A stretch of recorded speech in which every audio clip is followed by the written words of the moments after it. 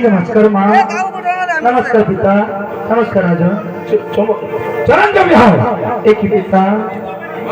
एक जानवर को कैसे पिता माँ, चंपला लोगों सोना को আসছে नहीं पिता আমাকে বললো কি বলেছি পিতা আমি বললাম আমাদের একটাই মেয়ে আছে আর আমাদের হলি আসছে হ্যাঁ বাবা